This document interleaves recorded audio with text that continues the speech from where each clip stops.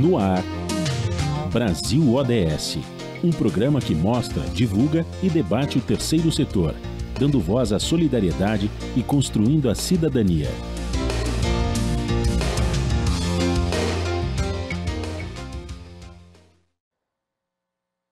Boa tarde, eu sou o Franklin Valverde, aqui começa Brasil ODS, um programa do Observatório do Terceiro Setor, com apoio da FAPESP, Fundação de Amparo à Pesquisa do Estado de São Paulo.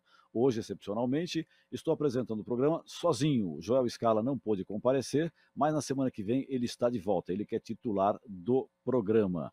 E o tema do programa de hoje é música e memória. No Brasil, a gente possui uma riqueza cultural de grande importância, porém falta investimentos para a preservação da cultura nacional, como vimos com acidentes que aconteceram, como os incêndios no Museu Nacional no Rio de Janeiro em 2018, ou da Cinemateca aqui em São Paulo, paulistano, né, aqui em São Paulo, em 2021. Para falar sobre o tema de hoje, que é música e memória, nós trouxemos dois grandes convidados da área da música erudita. Tadeu Tafarello, que é mestre e doutor em música pela Unicamp, compositor e pesquisador musical. Boa tarde, Tadeu. Seja bem-vindo ao Brasil ODS. Não estamos te ouvindo, Tadeu. Agora sim. Agora sim, nós estamos ouvindo. Foi uma pequena falha técnica. Boa tarde, Frank, boa tarde, Flo, e boa tarde a todos os ouvintes da nossa rádio aí que estamos ouvindo de casa. Perfeito. E o nosso outro convidado é Flo Menezes, compositor, professor titular de composição eletroacústica da Unesp, fundador do estúdio Panorama de música eletroacústica da Unesp. Boa tarde, Flo. Seja bem-vindo ao nosso programa Brasil ODS. Oi, meu querido amigo, poeta, grande poeta Franklin Valverde. Oi, Tadeu, faz tempo que eu não te via também. Um abraço a todos que estão nos seguindo aqui e espero que a nossa discussão desperte interesse e dê choques nos cérebros dos ouvintes. Perfeito. Antes de iniciar o tema do programa, eu vou falar do destaque da semana. Sons do Refúgio, álbum apresenta música de refugiados e imigrantes no Brasil. O selo Sesc reuniu canções de músicos em situação de refúgio, migrantes internacionais e apátridas do Brasil no álbum Sons do Refúgio.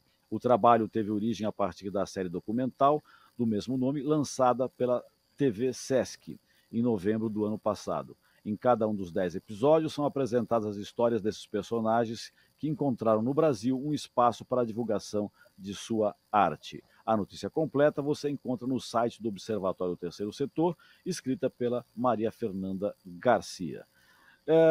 Vamos iniciar o nosso programa, né, falando hoje sobre música e memória, e a gente vê que com os avanços tecnológicos, a digitalização se tornou muito importante na preservação da música, né? E nós vemos que com essa digitalização dos acervos históricos está resgatando gravações raras e permitindo que as novas gerações conectem com o trabalho e obras de autores que estavam marginalizados ou esquecidos, né, e que estão sendo resgatados. Tadeu, fala um pouco sobre essa pesquisa que você está realizando nesse resgate de pessoas como, por exemplo, José Antônio Rezende de Almeida Prado, Adinorá de Carvalho e outros, que você iniciou esse trabalho de resgate, de preservação, de digitalização da obra deles e disponibilizando para todos e todas. Sim, pois não, Frank. Obrigado pela introdução. Bom, eu sou pesquisador da Unicamp, né? Trabalho na Unicamp e eu coordeno aqui na Unicamp o Centro de Documentação de Música Contemporânea, o CDMC da Unicamp. Aqui no CDMC, nós temos um arquivo de partituras, gravações e outros materiais musicais bastante rico, assim. Nós temos, inclusive, como você bem disse, né, partituras do Almeida Prado, da Adinorá de Carvalho, do Damiano Cosella, do Inácio de Campos, entre outros compositores brasileiros e brasileiras, né, que já passaram e que deixaram esses materiais com a gente, né.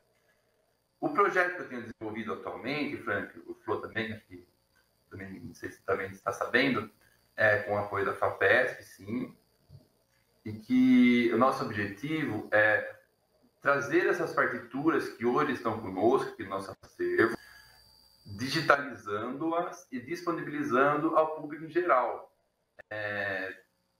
tornando acessível para que essas músicas sejam tocadas, sejam ouvidas e sejam, de novo, incluídas nos repertórios das orquestras, dos grupos de câmara e tudo mais.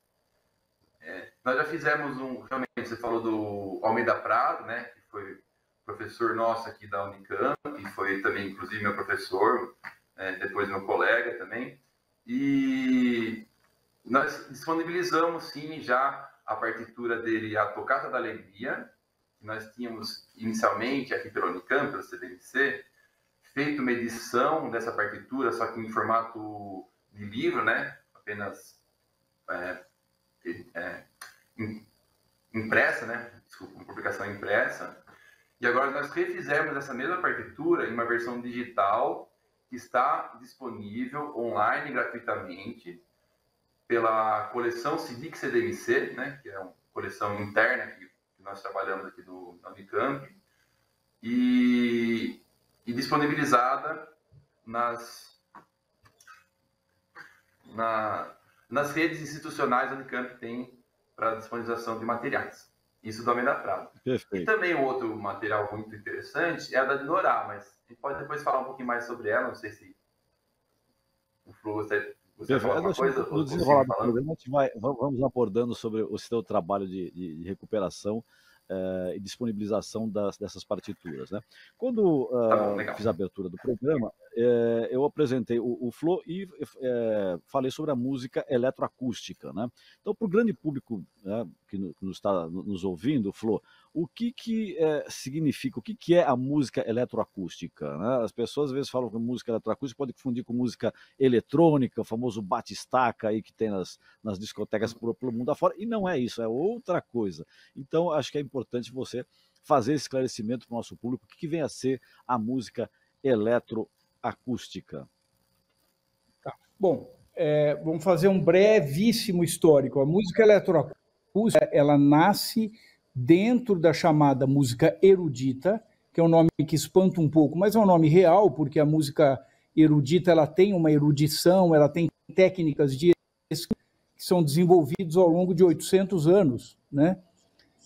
Ou mais até do que 800 anos. Se a gente pensar no começo da escrita musical, da notação, por volta de 700, 800 depois de Cristo, nós temos aí 1.200, mais de 1.000 anos de escrita, ou seja, de notação musical, em cima da qual vai se desprendendo ao longo desse tempo um conceito que eu acho mais importante ainda, que é um conceito, inclusive, que o estruturalismo francês gostava muito, que é de escritura, que não se confunde com escrita, porque escrita é a anotação, escritura é a elaboração, né? A elaboração processual, a modo como você organiza estruturas de som, como você pensa em técnicas de desenvolvimento de materiais, etc., né? Isso é o que define, grosso modo, o que a gente chama de música erudita, né? Porque tem um nível de erudição muito grande. Inclusive no nível intertextual, de rebatimentos de uma coisa conversar com a outra, às vezes de 200, 300, 600 anos atrás, né? No sentido da metalinguagem ou não da metalinguagem, da pura intertextualidade mesmo, né? E a música eletroacústica, ela surge, música concreta, em 1948, surgida na França, com um pai da música concreta, que é o Pierre Schaeffer, e logo em seguida, em 1949, com a Elektronische Musik, que é a música eletrônica alemã, que é fundada pelo Herbert Eimert, né? Eimert. Depois Stockhausen, o grande ícone da segunda metade do século XX, junto com Cage, Boulez, Berio e outros nomes, Xenax, né? O Stockhausen é tido como talvez o maior ícone da segunda metade do século. Então, essa é a música eletroacústica, que depois acabou tendo um termo genérico. A partir de 1958, se designa como música eletroacústica todas essas facetas que vem do uso da tecnologia musical para a escritura musical, erudita, né? A música popular, ela se utiliza também e incentiva, inclusive, uma comercialização desses meios, como, por exemplo, sintetizadores, etc., né? Que não surgiram necessariamente para a música popular, mas a música popular se utiliza e bombardeia isso no mercado. Se apropriou, inclusive, né? se apropriando desses elementos. Exato, falamos junto, né? Inclusive se apropriando não só dos meios, como dos termos, né? A questão de uns 20 anos atrás, sei lá, teve um show até do Gilberto Gil, chamado Eletracústico. Era um show do Gilberto Gil, um disco do Gilberto Gil.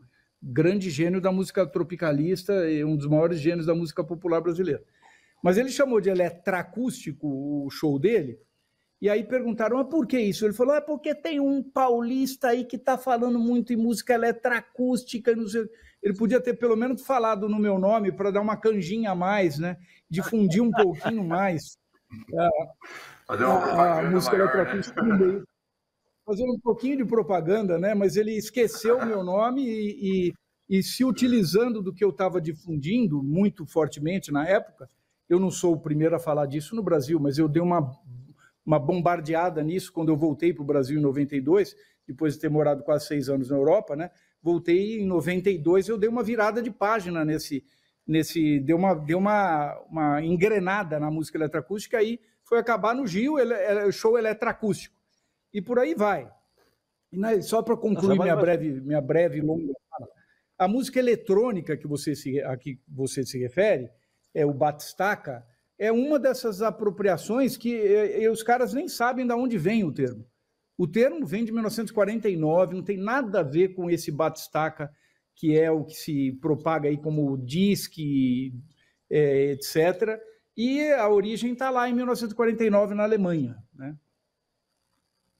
Perfeito. Ô, Tadeu, além desses do Almeida Prado, da Dinorá de Carvalho, né, do Pedro Santana Gomes, enfim, essas pessoas que você está recuperando, que outros compositores que estão esquecidos e que poderiam ser resgatados também? Frank, legal, uma boa pergunta. Eu vou, inclusive, fazer talvez um paralelo com o que o Flo acabou de dizer sobre a música eletracústica, que nós temos aqui conosco, por exemplo, o acervo do compositor Conrado Silva. Eu imagino que o Flo também o conheça, né? Ele foi um compositor uruguaio, mas que fez toda a carreira dele, a vida dele, profissional, no Brasil. Ele trabalhou na Universidade de Brasília e tem também mais uma passagem pela Unesp, né, em São Paulo, onde ele também foi professor lá. Esse é um compositor que nós temos aqui, que eu lembrei quando o Flo está falando da música eletroacústica, né? Ele realmente foi um compositor de música eletroacústica, tem muitas gravações, coisas, e nós estamos com o material para acervo dele aqui conosco, aqui na Unicamp, no CDNC, muitas coisas em papéis, inclusive partituras, né? Ele não era um compositor muito de fazer músicas com partituras, nós temos as partituras deles, e muitas gravações, assim, esse é um material riquíssimo que acho que nós temos aqui, que precisa realmente ser recuperado, disponibilizado e para que outras pesquisas, mais pessoas possam conhecer melhor ele, né? Bom, esse é um exemplo que eu lembrei agora. Perfeito. E você tem algum outro exemplo? Perfeito. Eu falou, você tem algum outro exemplo de algum outro autor que mereceria ser resgatado, que está esquecido, brasileiro? Olha, todos os autores devem ser lembrados, né? Todos eles. Alguns são lembrados demais, né? Alguns são lembrados demais. Eu acho que eles são sobrevalorizados além do que poderiam, assim. E outros são menorizados, né? São desprezados. Então, essa memória, esse resgate é importante. Agora, esse processo de digitalização, que é muito importante, porque torna acessível a coisa por internet e tudo, ele não deve, por outro lado, eliminar a pesquisa física dos acervos, que eu acho existe uma tendência toda, né, dentro da musicologia contemporânea, da música contemporânea, que é a chamada musicologia genética, que é uma espécie de musicologia que trabalha sobre os acervos dos compositores, resgatando os manuscritos dos compositores. Porque os manuscritos eles não estão nas obras. A obra está lá como feito sonoro ou como partitura, e todo o manuscrito que antecede, que são todas as elaborações de estrutura e tudo, são absolutamente fundamentais para entender o percurso criativo do compositor. O processo, né? Então, o processo criativo. Né? O processo criativo, etc. Então, existe uma coisa que é assim, uma certa perda da aura, que o Walter Benjamin já discutia na reprodutibilidade da técnica da obra de arte, através do cinema, da fotografia e tal, e que é uma coisa que está presente na digitalização. A gente perde um pouco a energia daquela coisa. Por exemplo, eu dou um exemplo. Eu tenho aqui mais de 100 cartas do Henri Pousseur. Eu tenho 10 cartas do Boulez. Eu tenho 34 cartas do Stockhausen. Quer dizer, eu tenho dedicatórias do John Cage, dedicatórias do Boulez em livro. Né? Eu estou... Franklin, agora eu vou te deixar morrendo de vontade de vir aqui. Eu acabei de construir a minha casa para construir a Biblioteca dos Sonhos, onde eu estou com todo o meu acervo musical, mais o acervo de poesia que tinha meu pai, falecido poeta Florivaldo Menezes. Inclusive, acabei de colocar na estante 2 trabalhos teus aqui. Um num canudo e um outro livro, que tem aqui Franklin aqui na estante. Então, veja bem, isso aqui, ó, isso aqui é o acervo, parte do acervo físico. O que vocês estão vendo aqui são as primeiras edições de Machado de Assis. 1863, 1882, todas as primeiras edições de Oswald de Andrade, de Mário de Andrade. Agora, Franklin, segura aí para você não infartar. História da poesia visual desde 1950. Grupo Neugrandes, Augusto, Haroldo, Décio, eles aqui, poesia visual, é um negócio impressionante, né? Então, e se você vira para cá, a minha estante de música. Essa é a minha estante de música. Tudo isso aqui. Na verdade, você está dando uma sugestão, Flor, que isso até vou levar para o pessoal um dia fazer uma pauta exclusiva só sobre essa área. Né? Acho que isso renderia um outro programa. Né? Muito legal, parabéns aí pelo trabalho que você tem feito. E continuando aqui, aqui a gente tem todo um roteiro para seguir no nosso programa, né? Agora a gente vai ouvir a Rádio ONU, que é a parceira de conteúdo do Observatório do Terceiro Setor, com a reportagem. O Unesco propõe regulamentação da inteligência artificial generativa nas escolas. Felipe de Carvalho, da ONU News, em Nova York, tem as informações. A integração das ferramentas de inteligência artificial generativa na educação precisa ser regulamentada pelos governos. O alerta é da Organização das Nações Unidas para Educação, Ciência e Cultura, Unesco. A agência publicou a primeira orientação global sobre IA generativa na educação e pesquisa. O documento estabelece 7 passos que os governos devem tomar para regular a IA generativa, tendo em vista o uso ético em instituições de ensino e a adoção de padrões de proteção de dados e privacidade. A Unesco também menciona um limite de idade de 13 anos para o uso de ferramentas de IA em sala de aula e pede formação de professores sobre o tema. Para a diretora-geral da agência, Audrey Azoulay, a orientação ajudará os formuladores de políticas e professores a melhor navegar pelo potencial da IA para o interesse primário dos alunos. A IA generativa atingiu ampla difusão pública em novembro de 2022, com o lançamento do ChatGPT, que se tornou o aplicativo que mais cresce na história, com o poder de gerar resultados em texto, imagens, vídeos, músicas e códigos de software. As ferramentas de IA generativa têm implicações de longo alcance para a educação e a pesquisa. Uma das preocupações da Unesco é que os modelos atuais do ChatGPT são treinados em dados de usuários que refletem os valores e as normas sociais dominantes no norte global, piorando assim as divisões no ambiente digital. Embora o ChatGPT tenha alcançado 100 milhões de usuários ativos mensais em janeiro de 2023, apenas um país criou regulamentação sobre IA generativa. A agência considera que o setor educacional está em grande parte despreparado para a integração ética e pedagógica dessas ferramentas em rápida evolução. Da ONU News em Nova York, Felipe de Carvalho. Assim, nós tivemos o Felipe de Carvalho, lá de Nova York, né, nossa participação aí na Rádio ONU News, que é nossa parceira de conteúdo aqui do Observatório do Terceiro Setor. A matéria aí fala da inteligência artificial generativa nas escolas. E aí, claro que, né, não tem como fazer um link com o programa de hoje. Né? No caso, né, a inteligência artificial, ela está surgindo agora, tem as suas características positivas, tem também as negativas, né, que as pessoas têm comentado, um certo medo, né, que muitos têm de ser substituídos pela inteligência artificial na sua criação, mas vamos lá, sempre que vem uma tecnologia, a gente tem que começar a se relacionar de uma maneira diferente com ela, né, tentar entender o que ela traz de positivo, né, o que ela traz, o que ela pode aportar para melhorar o que já existe. E eu pergunto para vocês, a inteligência artificial, ela pode ajudar a chamada música erudita? Tadeu.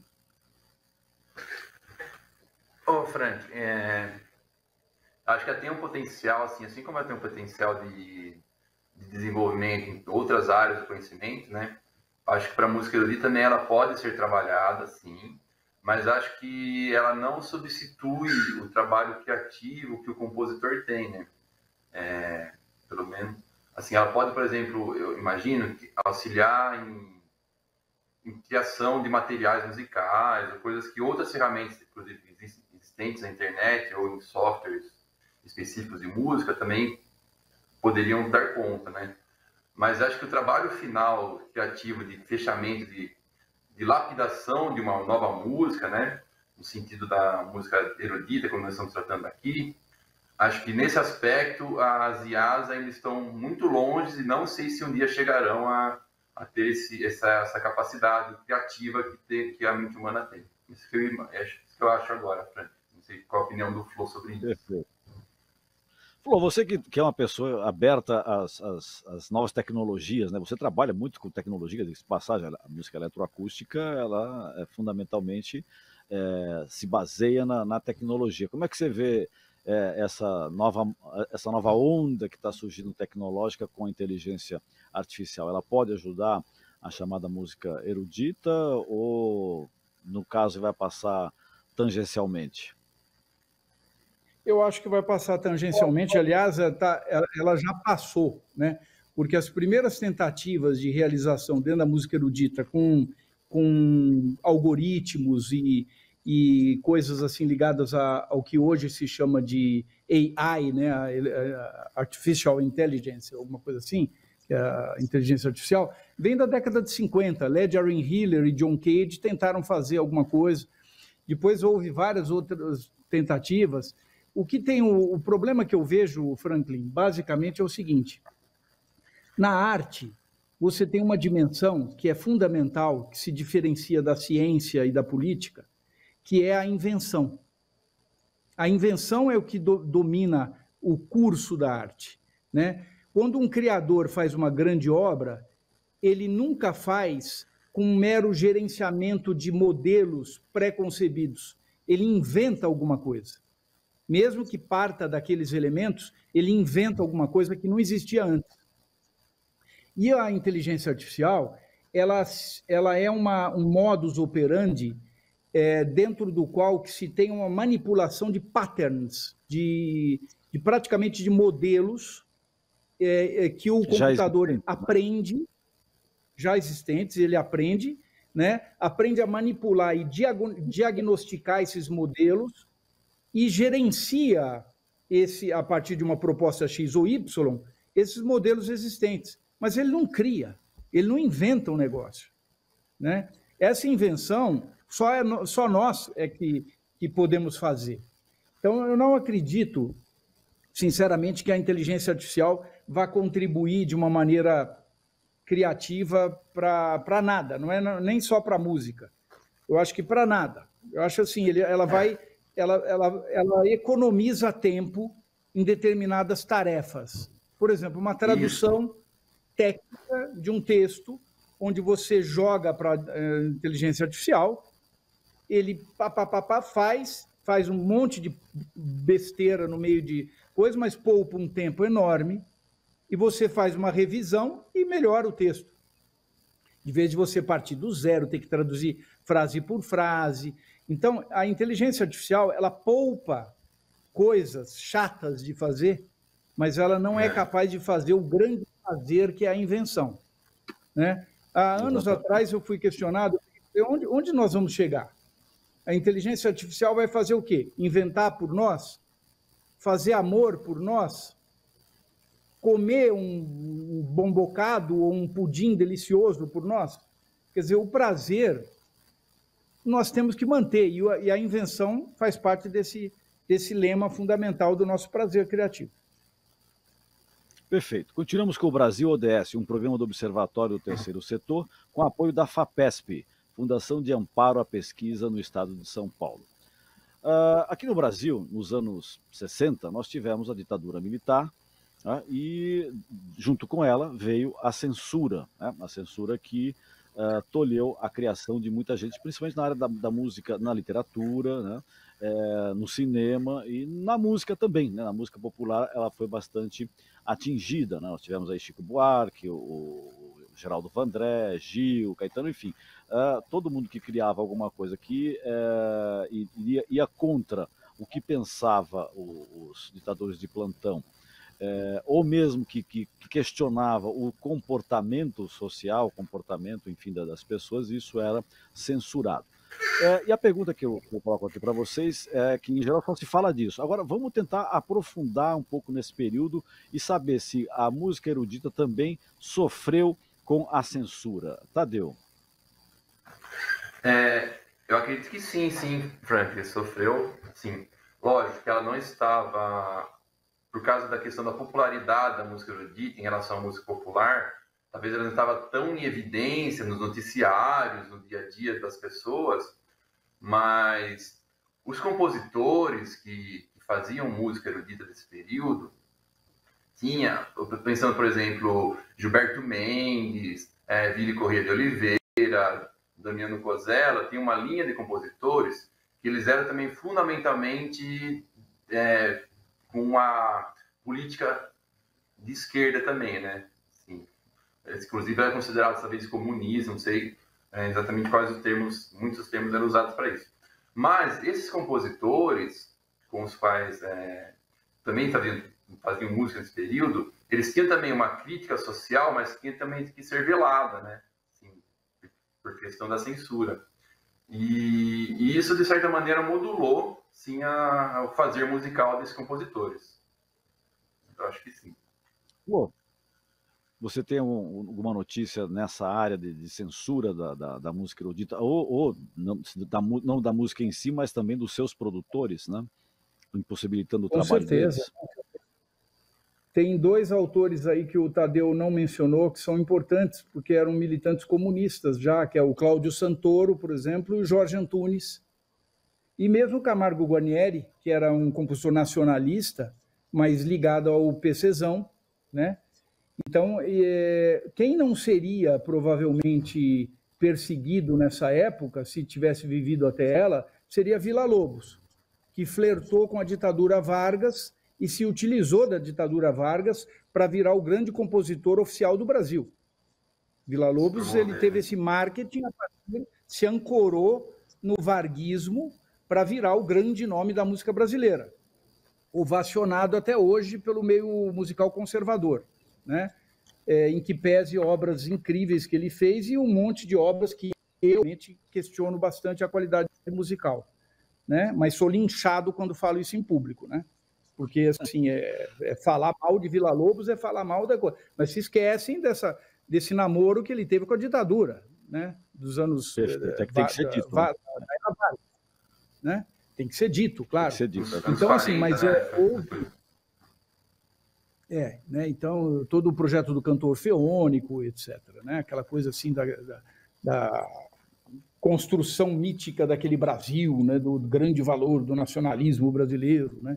Então, assim, e a ditadura, ela foi... Por que ela pegou mais a música popular? Porque a música popular, ela fala muito mais do que a música erudita. ela diz, né, e ela fala sobre costumes. E falando sobre costumes, obviamente, cabeças como a do Caetano, do Chico, do Gil, Geraldo Vandré, etc., iriam se opor à barbaridade da ditadura, e aí eles foram perseguidos, né? Mas a música erudita também sofreu, e Jorge Antunes fez um autoexílio. Ele não foi exatamente exilado, mas ele perdeu o emprego e foi embora para a Argentina, por exemplo, né? E por aí vai. Então, existiu, sim, um grande resultado maléfico da ditadura também na área da música erudita. Perfeito. Chegou a hora de nós divulgarmos a nossa... Diga, Tadeu. Não, o Flo comentou sobre o professor que perdeu o emprego, né? Eu lembrei também que houve, sim, um evento, inclusive no qual eu comentei sobre o Conrado Silva anteriormente, né? O professor falou do Jorge Antunes, do Flo, em que o Conrado Silva também, que houve um evento logo no início da ditadura, e que todos os professores que estavam na Universidade de Brasília foram simplesmente expulsos da universidade por causa da ação política que eles tinham. Nisso, o Conrado Silva, que foi o compositor que eu falei anteriormente, também perdeu seu emprego nesse momento aí, também foi afetado, né? Eu não sei se o Jorge Antunes foi nesse momento também, Flo, foi em outro que aconteceu isso que você comentou. Eu acho que foi contemporâneo. Depois o Conrado foi anistiado, né? Tanto é que ele saiu da Unesp, onde ele dava aula de acústica, laboratório de som, e voltou para Brasília, onde ele se aposentou. Isso já nos anos 1990, talvez, né? Com a redemocratização, né? Perfeito, belo registro aí. Agora vamos para a divulgação da nossa enquete. A cada programa que nós realizamos aqui na Rádio Brasil Atual, nós realizamos uma enquete até para saber o que as pessoas acham a respeito do tema do programa que nós apresentamos aqui, tá? E para o programa de hoje, nós fizemos a seguinte questão: você acha que a música brasileira é importante, né? Bom, uma questão aí que tem uma certa obviedade, mas olha só, a gente acharia que seria 100%, e não, 93% das pessoas disseram que sim, que acham que a música brasileira é importante, contra 7% que disse que não, que a música brasileira não é importante, né? E é uma enquete que às vezes a gente acha, isso aqui vai dar 100%, todo mundo vai falar que é importante. Não, tem uns 7% aí que acharam que a música brasileira não tem essa importância, mas enfim, vamos respeitar, né, também as minorias aí, no caso dos 7% aí. E além da enquete, nós costumamos abrir o espaço para perguntas, né? As pessoas, os seguidores e as seguidoras que nos acompanham no Instagram podem, que é por onde a pesquisa, onde a enquete é feita, porque ela não tem base científica, onde a enquete é feita, né, podem formular algumas perguntas, né, na caixinha que tem lá do Instagram. Vai lá, coloca a sua pergunta dos próximos programas, né, e você pode participar do nosso programa, que é o caso da Helena e é o caso do Pedro, dois seguidores que fizeram umas perguntas aqui para vocês, Tadeu e Flo. Tá? Eu vou começar com a Helena, né? Antes de mais nada, agradeço tanto a Helena como o Pedro a pergunta que eles enviaram aqui ao nosso programa, e eu começo com a pergunta da Helena, né? Que ela pergunta: como se lê uma partitura musical? Quem gostaria de começar respondendo? Flor, você responde? Como Posso se lê? Responder, como se... Acho que talvez ela quer saber assim, um facilitador, né? Por exemplo, se a pessoa não tem, digamos, os conhecimentos como eu, por exemplo, eu sou leigo, não tenho, se me dá uma partitura, eu não tenho como ler a partitura, eu não sei ler, né? Agora, tem uma forma das pessoas sem ter que fazer um curso, né, de música, de regência, digamos, para entender essa partitura, tem como entender. E tem aquelas coisas que o pessoal que toca violão, amadoristicamente, as pautas, né? A pauta é, de uma certa forma, né, um facilitador, né? Enfim, talvez nesse sentido que vá a pergunta da Helena. Olha, Franklin, a música, ela tem uma coisa que é inescapável. Ela é técnica. Ela tem uma tecnicidade e um código a ser exercitado e dominado, que é do métier da música, né? Da música erudita. A música popular, ela vai pelo ouvido, ela vai pela prática da performance, é um outro registro. Estou falando aqui da música erudita, que lida justamente mais muito mais com a partitura do que lida a música popular, que também lida com a partitura. Mas, enfim. Então, assim, não tem como escapar. Tem que ter aula mesmo. E aí, uma das funções mais fundamentais é a gente lutar pelo ensino da música desde pequeno, né? Desde pequeno deve haver música nas escolas. O projeto Guri, por exemplo, de São Paulo, do governo do estado aqui, que o governo do estado acaba incentivando, não esse governo, né? Esse governo pró-Bolsonaro, ele é obrigado a continuar a fazer, mas de um programa que já vem de muito tempo por obra dos músicos, inclusive alguns alunos meus, Paulo Zuben, que cria do Estúdio Panorama dos anos 90 e que dirige a EMESP, a Escola Municipal, a Escola da Música do Estado, né? Não a municipal, a Escola do Estado. Municipal também tem alunos meus dirigindo lá. São escolas fundamentais. E tem um projeto lá, chamado Projeto Guri, que leva o estudo da música com solfejo, leitura de partitura e tudo para a criançada da periferia. E o resultado é uma maravilha de você trazer um monte de criança que está na periferia, em regiões menos privilegiadas, bem menos privilegiadas, né, pelo poder público, e que trazem esse pessoal para o idioma da música clássica, da música erudita, né? Se você olhar, por exemplo, a Orquestra Jovem do Estado, que é constituída 80%, às vezes 90% por pessoal que vem do Guri e da periferia, tem um nível altíssimo a orquestra. Outro dia eu fui ver a Terceira Sinfonia de Gustav Mahler, regido pelo Cláudio Cruz, que é um negócio assim de cair o queixo, como a orquestra fez. E a molecada de 20 anos, 22 anos, vindo do trabalho de periferia de estudo de música, a partir do Projeto Guri. Então tem que ter. Quando eu era criancinha, quando eu era moleque, eu sempre estudei em escola pública. E eu peguei ainda no César Martins, que era um colégio público ali da Avenida Indianópolis, eu peguei francês e peguei música.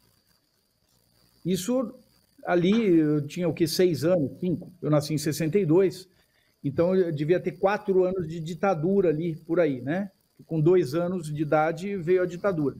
A ditadura foi acabando com tudo isso. E a ditadura limou praticamente o ensino da música, limou o francês, fazia parte do currículo, né? E foi piorando cada vez mais, né? A ponto de chegar no colegial, que eu estudei no Alberto Levi também, em colégio público ali da própria Avenida Indianópolis, e o professor de matemática morreu no primeiro ano do meu colegial e não ter tido verba para substituir o professor de matemática. Eu não tive matemática no 2º e 3º colegial. Então, você imagina como é que eu cheguei no vestibular. Por sorte, a música me entrar. Fiz a USP lá a partir de 80 por causa do exame de música. Porque se dependesse Então, assim, preciso estudar. Se dependesse da matemática, e eu era forte de matemática. No César Martins, no primeiro colégio, eu ganhava as competições que a professora de matemática fazia. Ela o bonequinho de Todd que vinha dentro, e quem acertava a equação de 2º grau mais rápido ganhava. Eu tinha uma coleção. Eu adorava matemática, né? E, no entanto, aconteceu isso. E é a mesma coisa. Precisa ter educação musical para valer. Não é educação musical, essa coisa da educação musical também está muito vulgarizada, né? Os cursos de LEM são cursos muito banais, né? Para você chegar e juntar um bando de crianças e cantar todas elas a mesma voz, sem polifonia, e começar a cantar com assim. Não é isso, é técnica, solfejo, leitura de partitura, um molequinho lá, 5, 6 anos aprendendo solfejo, aprendendo o que é uma semínima, o que é uma mínima, como é a partitura. Isso é fundamental. Isso precisa ser resgatado no Brasil. Perfeito. Tadeu, a outra questão que nós temos aqui, que o Pedro enviou, a música brasileira inspira outros países, né? Ou seja, o que nós produzimos aqui serve de inspiração, de fonte, porque no senso comum, né, o pessoal sempre diz que o Brasil é um dos grandes celeiros musicais do mundo, né, na área popular, né? Isso que o Brasil está colocado entre os principais países do mundo na área musical popular, né? Brasil, Estados Unidos, Cuba, né, são colocados como os grandes países produtores de música popular. Vamos colocar para a música chamada erudita. A música erudita inspira os outros países também, Tadeu? Ou o Brasil ainda está engatinhando nessa área? Ô Frank, eu tenho certeza que sim, porque a música brasileira ela é realmente muito rica, muito diversificada, né? Nós temos, desde talvez o compositor mais conhecido internacionalmente, como o Flo falou, é realmente o Villa-Lobos. Em segundo lugar, eu colocaria, por exemplo, o Camargo Guarnieri, né? Difusão internacional de maneira geral. São dois compositores muito tocados fora do país. E isso não quer dizer que o Brasil só tenha esses compositores, né? Tem muitos outros, inclusive com tendências estéticas distintas desses dois compositores e que são também tocados fora e que podem, de certa maneira, colaborar com a música internacional. Eu acho que sim. Mas eu acho que para isso, Frank, volta um pouquinho lá no trabalho que eu tenho feito, né? Acho que ainda falta muito divulgar os outros compositores, né? Esses compositores que não são exatamente os mais difundidos, né? Então, ampliar essa possibilidade de outros compositores e outros autores também que sejam tocados, ouvidos e divulgados internacionalmente, né? Então, acho que por aí. Perfeito. Se você quiser enviar para os próximos programas perguntas para o Brasil ODS, fique atento àquela caixinha que tem no Instagram, né? Você vai lá, tem a enquete, você responde a enquete e você pode formular a questão para nós aqui, que nós reproduzimos para os convidados do nosso programa. Faça como mais de 3 milhões de pessoas acompanhem o nosso trabalho pelas redes sociais. No Instagram, @Observatório 3 Setor, no facebook.com/Observatório 3 Setor e youtube.com/Observatório 3 Setor. Nos 3 casos, o 3 é em numeral. E nós aqui no nosso programa, nós temos um momento de descontração, né, que eu chamo que é um momento musical. A gente toca um pequeno trecho de uma música e aí vem uma questão para ser respondida pelos convidados, né? Vamos ouvir a música que eu selecionei para hoje.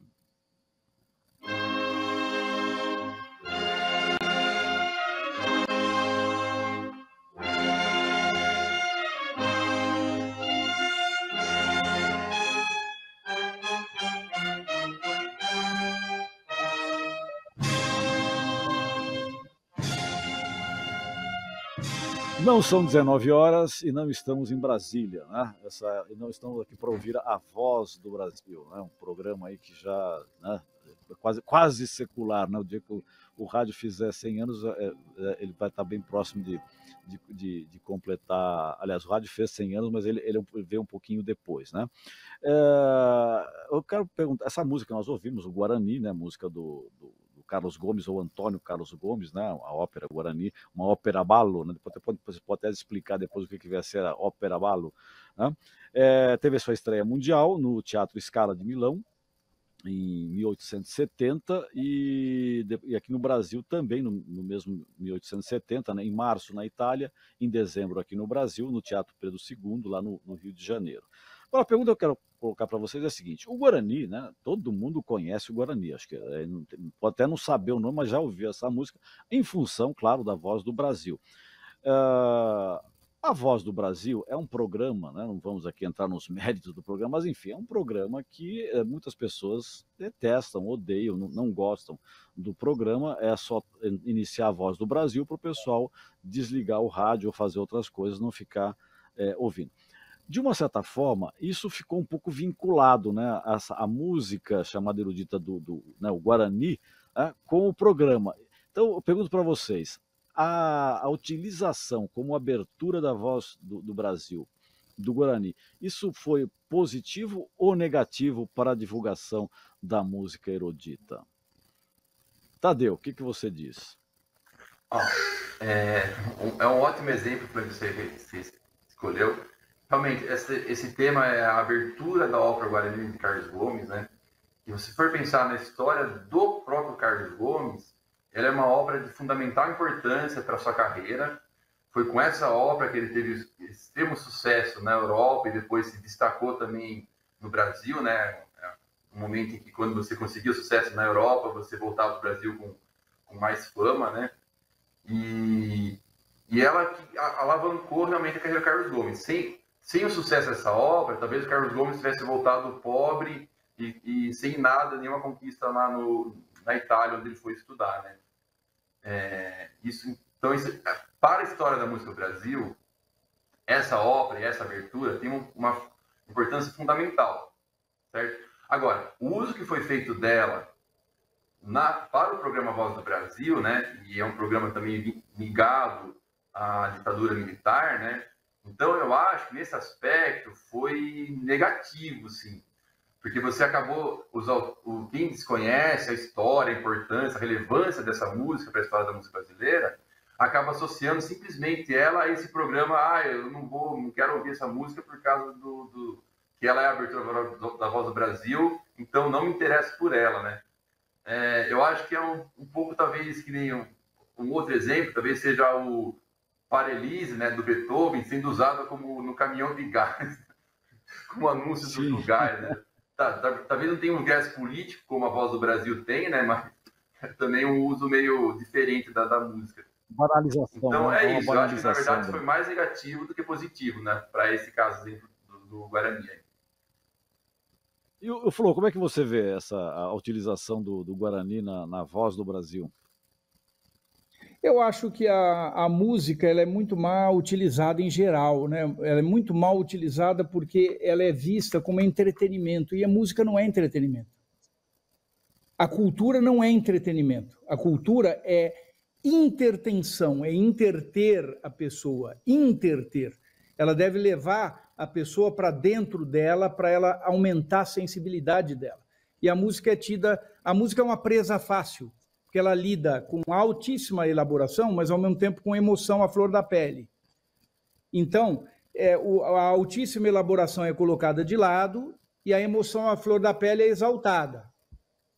E aí você tem uma situação onde ela funciona muito bem como entretenimento, como chamada pública, como abertura de coisa, como hino, né? E isso acaba não fazendo bem para o cérebro musical, para o cérebro que nós temos e que poderia ser um cérebro musical, que não é de se entreter.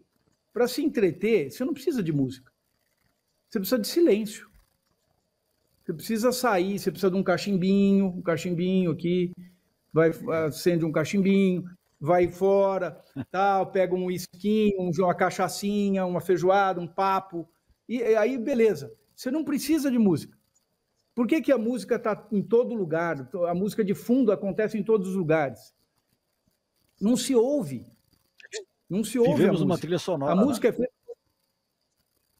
Vira aquela coisa assim, um carimbo, né?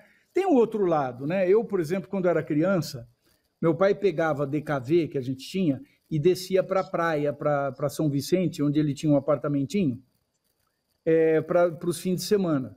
E a gente ia ouvindo a Rádio Eldorado. E a Rádio Eldorado tinha esses clichês musicais, mas eles marcaram a minha infância. Tinha a Sinfonia Clássica de Prokofiev, tinha uma peça do Camargo Guarnieri, tinha coisas que marcaram afetivamente a minha infância. Minha mãe cozinhando o feijão,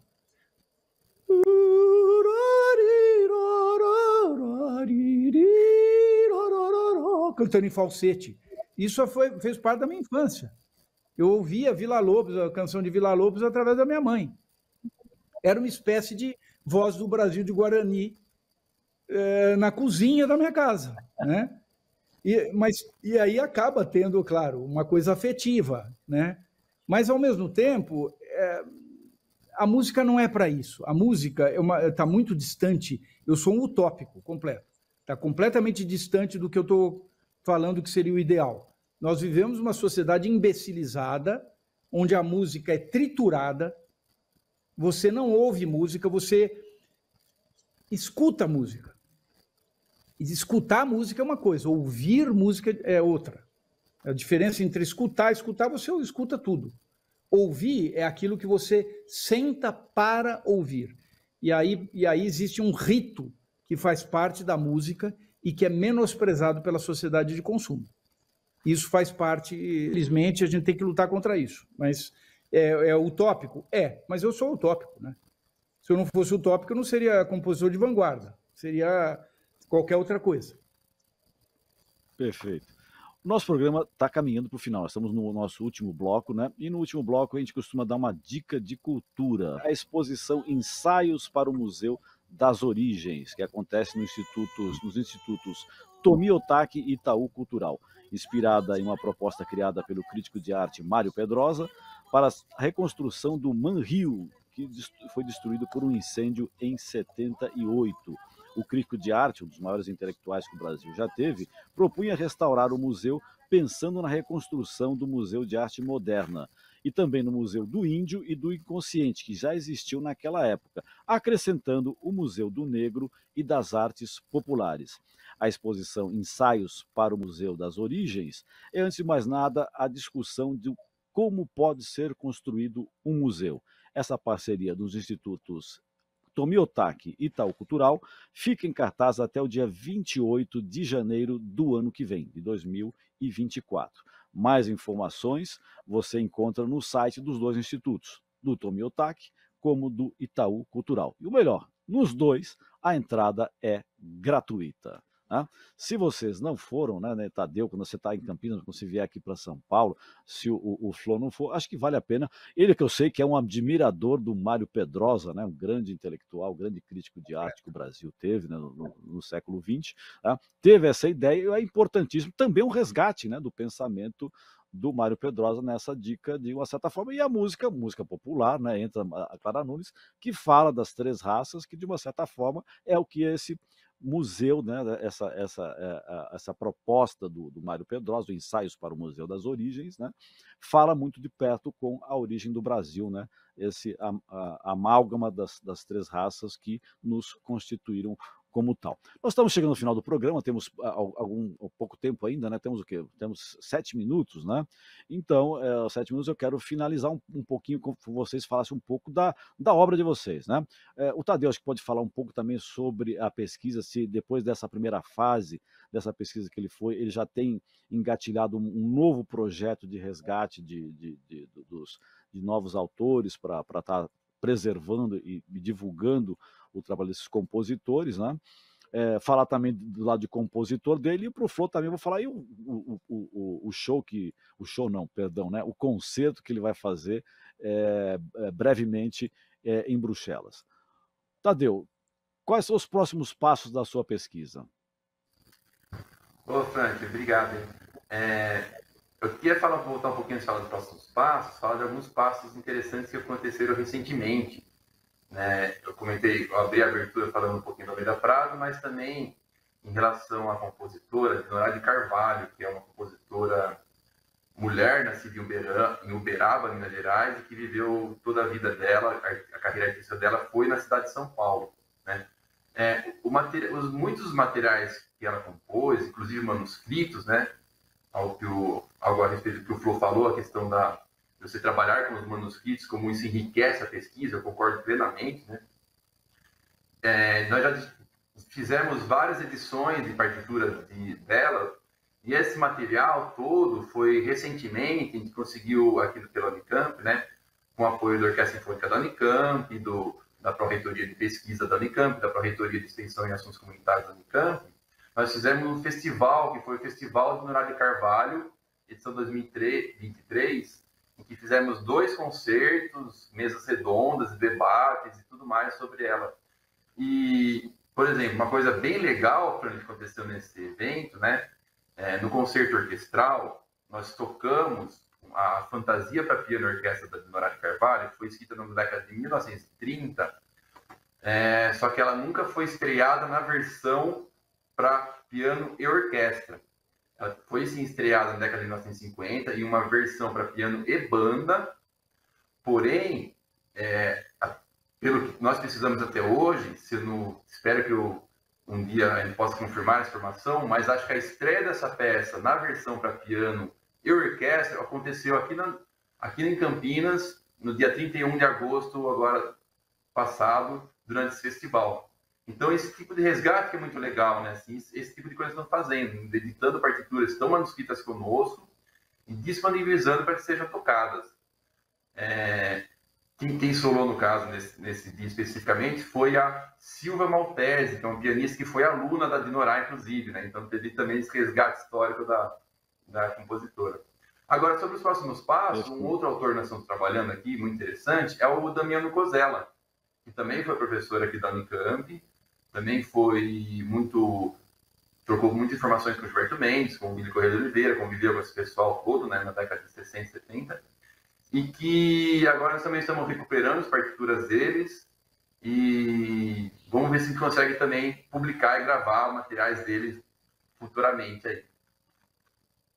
Maravilha. Flor, temos 2 minutinhos. Fala um pouco sobre o seu concerto em Bruxelas, quando é que vai ser, o que você pretende apresentar por lá, levando o nome do Brasil. Vou fazer um concerto autoral com obras eletroacústicas, né?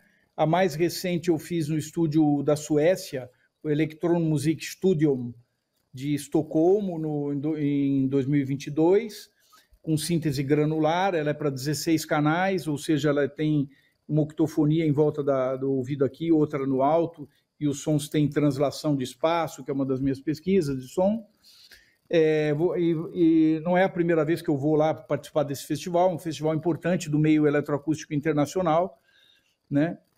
Da chamada música acusmática, que é a música feita sem presença de intérprete no palco, só alto-falantes, né? Uma orquestra de cerca de 100 alto-falantes distribuídos em diversos pontos, e você tem uma mesa de som com controles individualizados ou em pequenos grupos, que você consegue, a obra já tem a sua diagramação espacial, mas você consegue potencializar isso mais. Se ela tem 16 canais e tem 100 alto-falantes, você consegue fazer com que haja mobilização do som no espaço.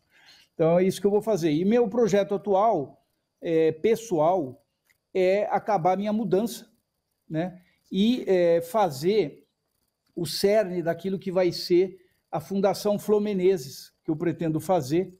Eu estou às vésperas da minha aposentadoria na Unesp, né, até final de 25, e eu pretendo fazer uma fundação para o pessoal estudar o acervo que eu tenho, o meu próprio trabalho de composição, os meus manuscritos, e o acervo de poesia do meu pai, Florivaldo Menezes, que tem uma documentação incrível, como eu já mostrei aqui em parte, desde Machado de Assis até toda a história da poesia visual e concreta. Então vai ser uma espécie de biblioteca de interesse público, onde as pessoas possam vir e pesquisar várias coisas bastante interessantes relacionadas à arte de vanguarda, sobretudo música e literatura. Agradeço a participação de Tadeu Tafarello, mestre e doutor em música pela Unicamp, compositor e pesquisador musical. Flor Menezes também, compositor, professor titular de composição eletroacústica na Unesp e fundador do estúdio Panorama de música eletroacústica também da Unesp. Brasil DS, um programa do Observatório do Terceiro Setor com apoio da FAPESP, Fundação de Amparo à Pesquisa no Estado de São Paulo, está terminando. Não se esqueça de seguir o Observatório nas redes sociais, seja no Facebook, no Instagram ou então no YouTube. Esse programa foi produzido pela equipe do Observatório do Terceiro Setor. Na próxima terça, às 16 horas, o nosso programa Perspectiva volta com assuntos importantes da atualidade e do terceiro setor. Obrigado você que acompanhou o nosso programa e nós ficamos aqui, sempre na luta por uma sociedade mais justa, solidária, sustentável e tolerante. Até o próximo programa.